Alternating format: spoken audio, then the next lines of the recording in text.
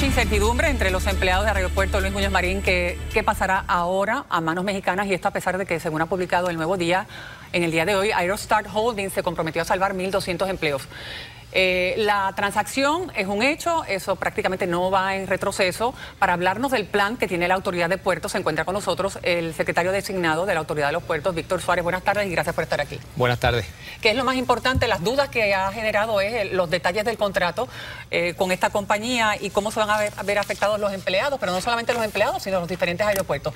¿Hay garantías o no hay garantías, pero garantías que puedan sostenerse en un tribunal en términos de los trabajos de los... Así es, las dos principales preocupaciones que se han presentado es la preservación de los empleos tanto en el sector privado como en el sector público y el desarrollo de los aeropuertos regionales. En términos de los empleos privados, la compañía Aerostar, el consorcio mexicano-estadounidense, hizo unos acuerdos con dos compañías importantes que tienen alrededor de 1.200 empleados en el aeropuerto para que mantengan sus operaciones. Incluso hay posibilidades de expansión y sean relocalizadas en las áreas de mayor tránsito en el aeropuerto. ¿Qué pasa con los empleados que son de la Autoridad de los Puertos y no de estas compañías privadas? Los empleados de la Autoridad de los Puertos, algunos de ellos van a recibir ofertas de empleo del operador privado. De no aceptarlas, la Autoridad de los Puertos los va a reubicar en áreas donde tenga necesidad de servicio, que la hay. Eso va a pasar con los empleados públicos. Nos falta alrededor de 200 empleados de concesionarios pequeños que están en el aeropuerto que se encuentran en proceso de negociación con el operador privado para garantizar esos empleos. Eso es lo que nos falta. En términos de las negociaciones, pero no es que lo interrumpa, las negociaciones que están estos pequeños comercios que hay en los aeropuertos, en el aeropuerto internacional, es con el nuevo administrador que sería Aerostar. Con ellos es que están negociando los contratos. Con ellos a exigencias nuestras para preservar esos empleos.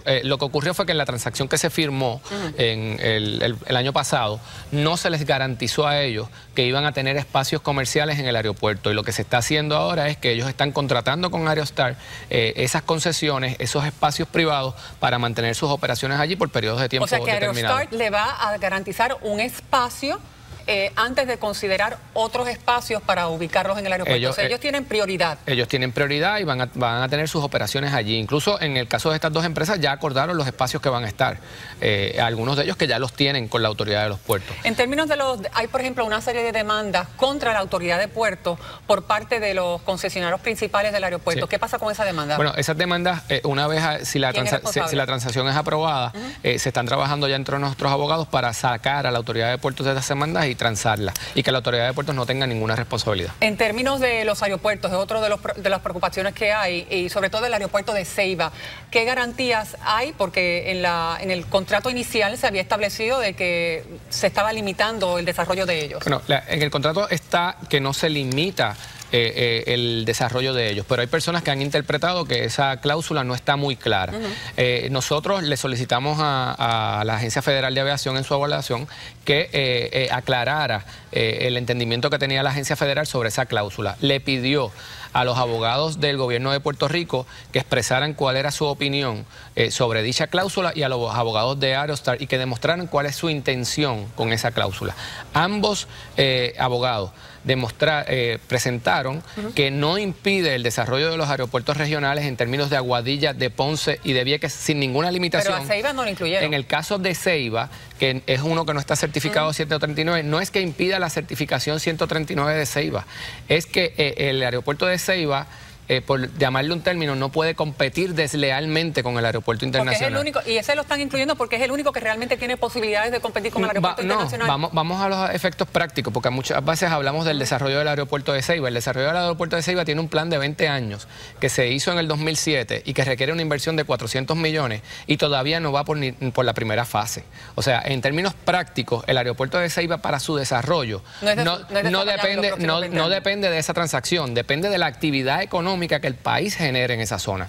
Y eso es lo que se está trabajando. La posibilidad de una inversión en ese aeropuerto de Ceiba va a depender del tipo de contrato que tengamos con el aeropuerto. No depende de eso, depende de la cantidad de actividad económica que nosotros desarrollemos en esa zona. En la medida que nosotros desarrollemos actividad económica y que haya mercado, va a aparecer el dinero para desarrollarlo y desarrollar la infraestructura. En términos de la transacción que sea aprobada por la Agencia Federal, la FAA, ¿cuánto tiempo más se espera que tome esto? O va a necesitar otra extensión de tiempo? La última comunicación que yo tuve con la agencia federal nos comunicaron que para mediados de febrero ellos esperan expresarse sobre el asunto. En términos de la posibilidad, y es lo que se ha estado hablando también en un sinnúmero de ocasiones, que se pueda rescindir del contrato, ¿hay cláusulas que permiten eso o no?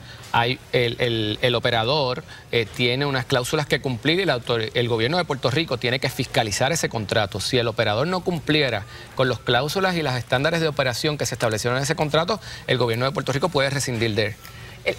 Los abogados del gobierno ya fueron sobre esas cláusulas que están establecidas en el contrato para determinar que son lo suficientemente fuertes como para que protejan la inversión del gobierno tanto. Lo han ido sobre el contrato, han evaluado ese contrato, hay unas cláusulas que establecen unas responsabilidades específicas de Aerostar y el gobierno de Puerto Rico tiene el derecho de intervenir en ellas. Por ejemplo, ellos tienen que invertir $300 millones en los próximos 3 años.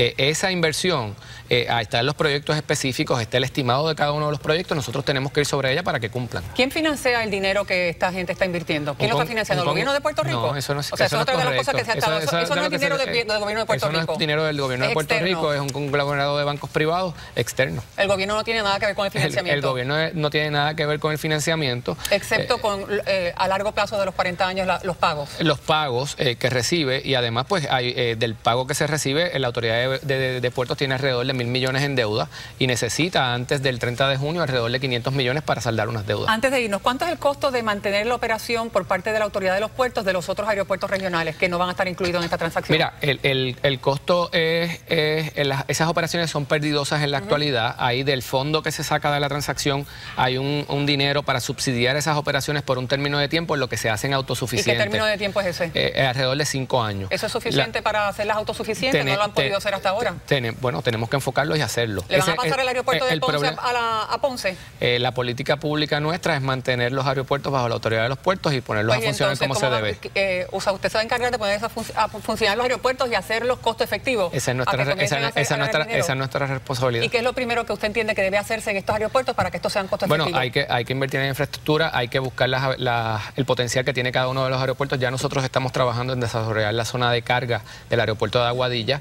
Hay que reducir costos, estamos muy altos en costos comparado con aeropuertos de... Esas son las únicas, las operaciones aeroportuarias de la autoridad de puertos son las únicas perdidosas en cuando tú miras el resto del mundo, porque han sido administradas mal por mucho tiempo y han llevado a la autoridad de puertos a la situación donde está. ¿No se van a privatizar? No hay planes en estos momentos de eso. ¿Reducir costos? ¿Eso quiere decir que hay que tumbar salario? No, hay que ser más eficientes en términos de los gastos que se están haciendo, hay que generar más ingresos. La autoridad de puertos tiene rentas que no se revisan desde hace más de 10 años. Pero ahora competimos con el aeropuerto internacional. No, en esas áreas no. Gracias por estar con nosotros. Gracias a ti. Buenas tardes, Víctor Suárez. Continuamos con más de las noticias del mundo.